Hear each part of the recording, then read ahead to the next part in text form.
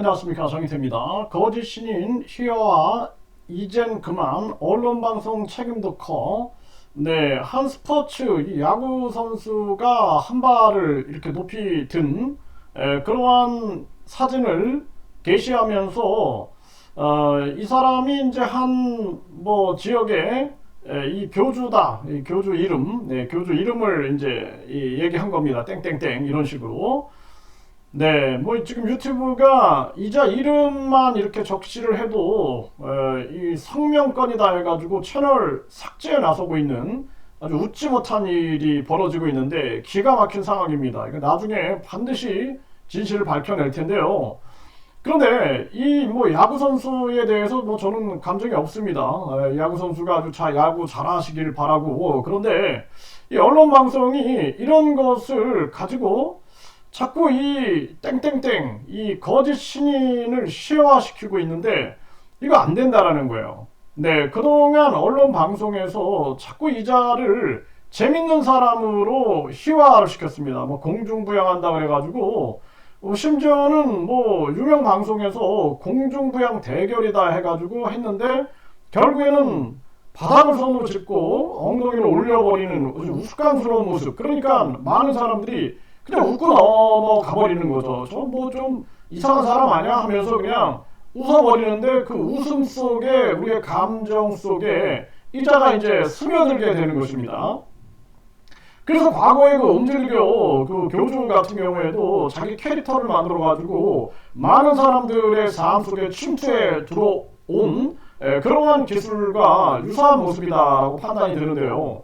그래서 이자가 그동안 너무나 많은 언론 방송에 노출이 됐고 특히 예능 프로그램 심지어는 뭐 개그 프로그램까지 나가가지고 많은 사람들을 웃겼습니다. 그 속에서 많은 사람들이 이 사람에 대한 경계를 늦추게 되는 것이죠. 경계를 늦추고 그냥 재밌는 사람이구나, 웃기는 사람이구나, 좀 기이한 사람이구나 이렇게 생각을 했는데 이자가 뒤에서는 내가 재림예수다 해가지고 완전히 지금 종교를 아주 혼탁하게 만들고 있는 것입니다.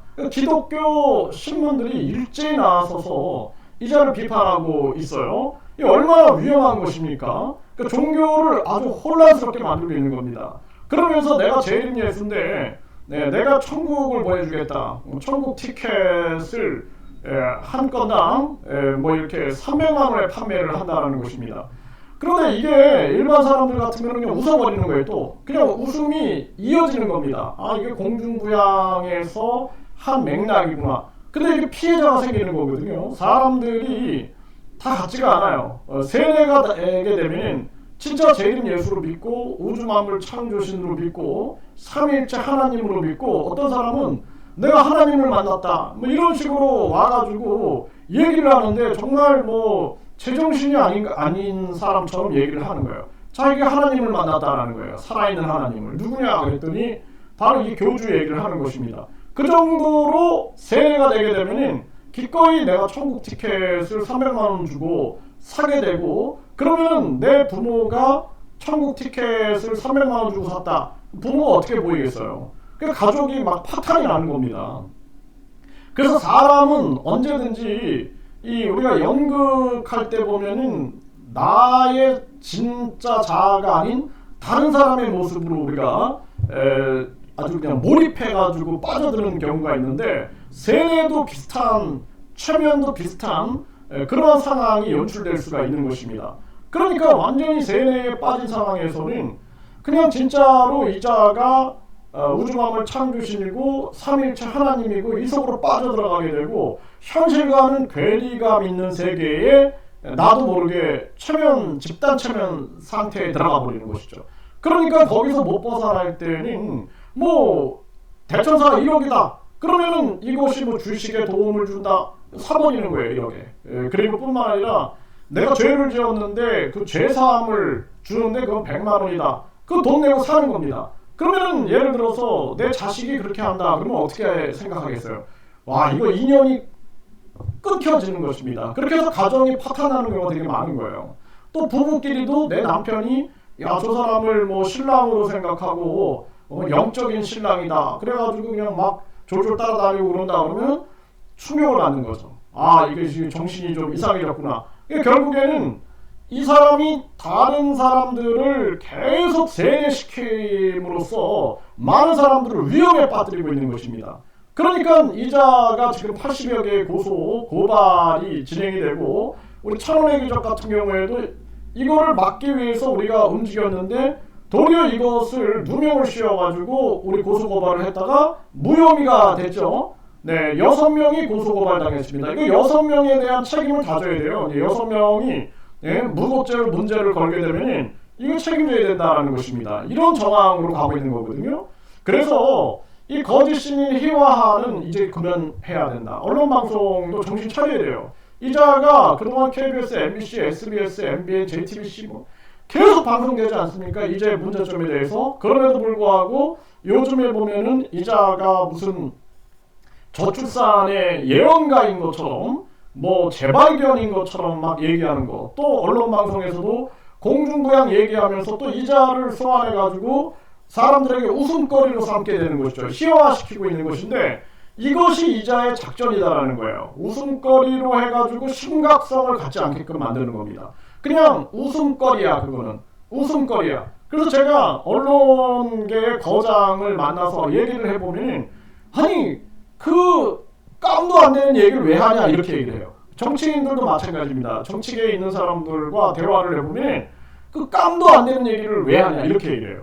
그러니까 저하고 김태원 감독님, 김태원 감독님도 뭐 대통령 자문 헌법기관에 그 자문위원도 하신 분이에요. 민주평통 자문위원도 하시고 민족 예술계에서 굉장히 많이 활동을 하신 분인데, 일반 사람들이 봤을 때 아니 저 사람은 국립대학교 특임교수까지 하고 신일시kin까지 했던 사람이고 방송에도 많이 나온 사람이고, 김태원 감독님도 이 영화계라든지 민족 문화예술계라든지 여기서 다양하게 활동하신 그런 분인데 왜 저 두 사람이 저 웃음거리를 가지고 심각하게 얘기하나, 이게 이상한 거예요. 그러니까 사람들이 이해가 안 되는 거예요. 그게 바로 그자의 작전이다라는 거예요.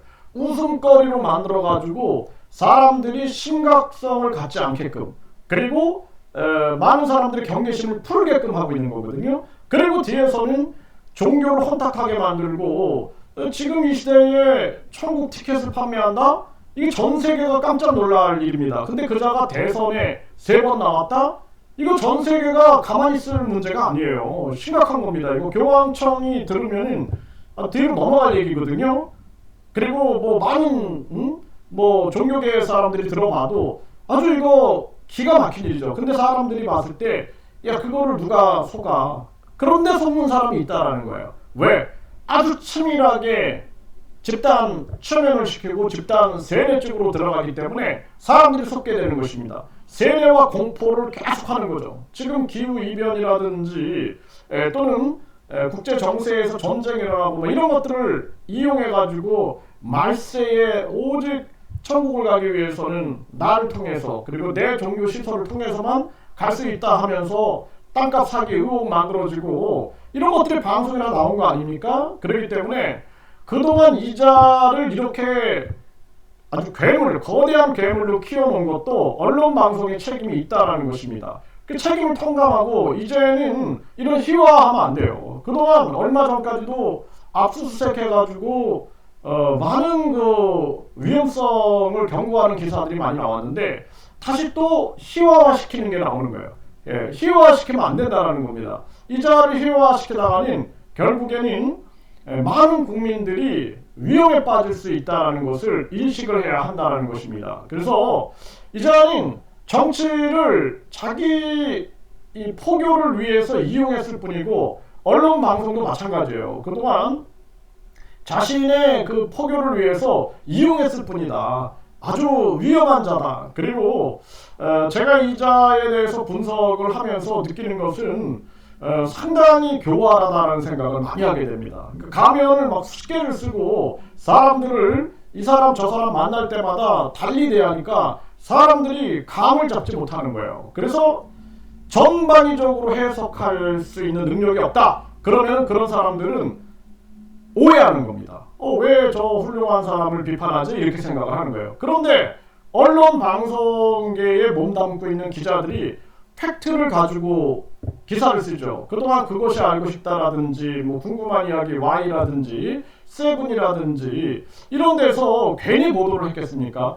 이 굉장한 팩트 전쟁 속에서 그걸 하나하나 체크하면서 방송을 한 것이죠. 그렇기 때문에 이제는 언론 방송도 기자를 웃음거리로 만든다든지 그리고 경계를 풀어놓게끔 이렇게 희화화시킨다든지 이거는 이제 중단해야 한다. 저는 그렇게 말씀을 드립니다.